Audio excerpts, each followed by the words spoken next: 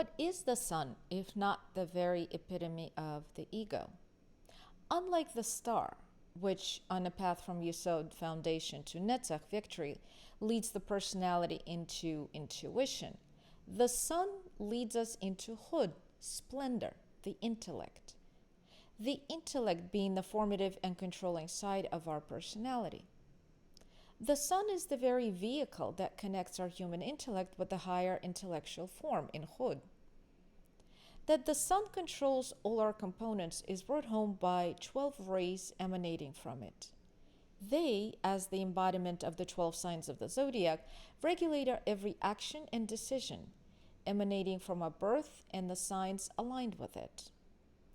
Yet the path of the sun is not materialistic. On the contrary, it is a very profound path which introduces the light of our personality, or the light of the material world, to the inner sun, the sun of the higher self. Just like with the actual star, while the sun radiates warmth and light, yet its rays are not without damage, or can we say melanoma or blindness. Thus, the same sun that gives heat and comforts us can cause destruction and anguish. And so it is with the ego. Reveling it will only keep us from true reality and confine us forever to the bondage of materialistic world of perception. Additionally, the Hebrew letter resh associated with this trump means head, which is consistent with the human intellect. But this individual, very limited intellect, cannot truly function to its fullest until it is taken to the higher Sephirah of Hod, the higher intelligence.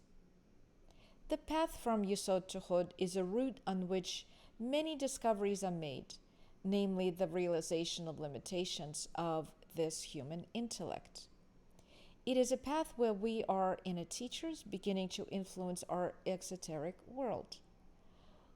Look at it as part of the development of a human personality, where we realize that we need to look backward to birth to understand the source from which we emerged.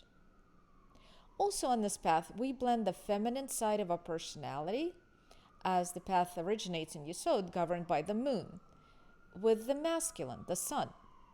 For we begin to understand that we need both to make us whole. Think of temperance. Like the lovers, the sun combines our yin and yang, our masculine and feminine principles, to make our selves complete.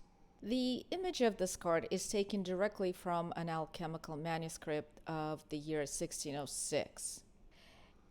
In it, the figure is the world, which must be headless, since its spiritual and rational parts are not material, and they are therefore invisible.